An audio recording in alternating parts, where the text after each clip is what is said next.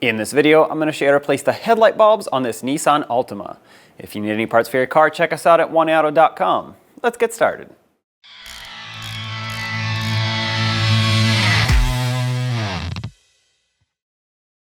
To access the headlight bulbs on this vehicle, you have to go through the fender well and peel the fender liner back a little bit.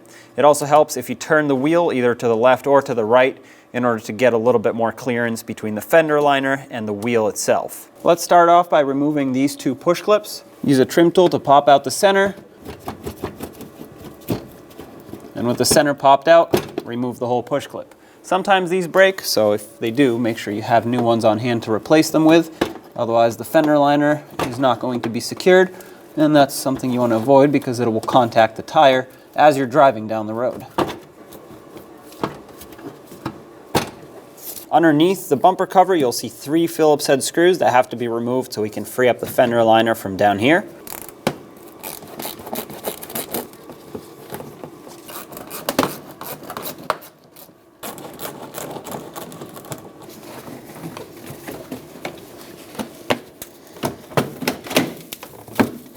At the corner of the bumper cover where it meets the fender, there's a 10mm bolt.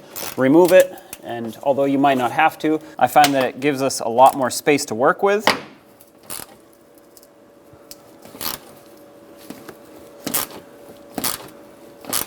Mine is quite rusty, so I put a little bit of rust penetrant on it in order to help it come out a little bit smoother. I don't want to break it. Remove it. Now you'll be able to pull the bumper cover away. Just pop it out of its clips. Now reach your hand through the fender well where you peel the fender liner back and the bumper away. There's a tab at the top of the low beam. This is the low beam headlight.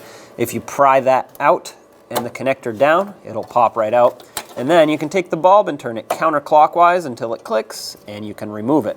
This low beam headlight takes an H11 bulb, so make sure you have the correct one. Take the new bulb, slide it in.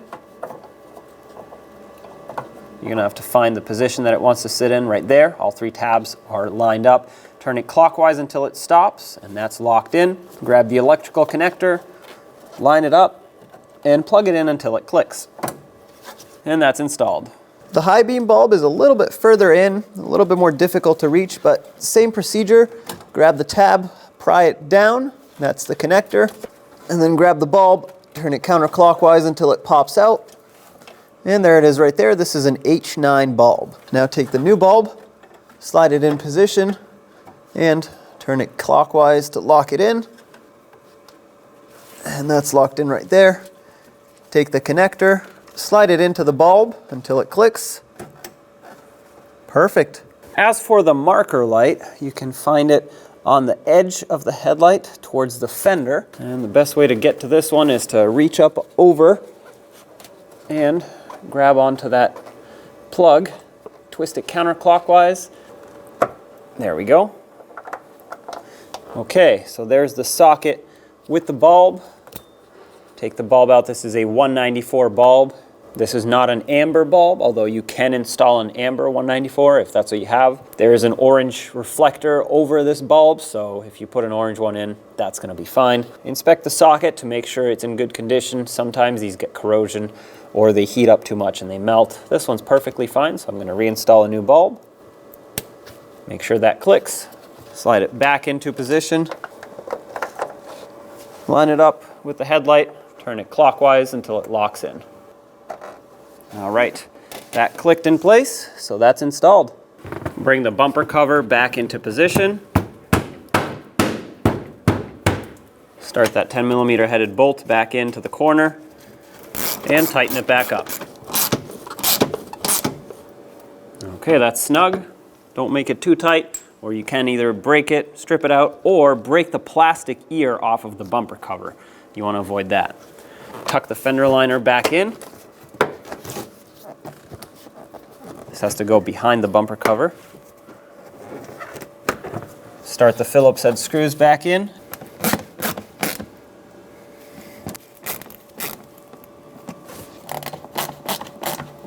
Okay, don't make these too tight because it will strip out the plastic insert. Reinstall the 2 push clips that went through the fender liner into the body of the vehicle. Once again, if these are broken, replace them so you can correctly secure this fender liner. At this point, the job is done, bulbs are replaced, and you can repeat the same procedure on the other side. I always recommend replacing both sides since the bulbs have been on for the same amount of time, so if one is burnt out, most likely the other side isn't too far off. I hope you enjoyed this video and you found it helpful. If you have anything to add, leave it in the comment section below. And as always, don't forget to check us out at 1A Auto for any car parts that you might need. Don't forget to subscribe and ring that bell so you can stay up to date with all of our latest content. Thanks for watching.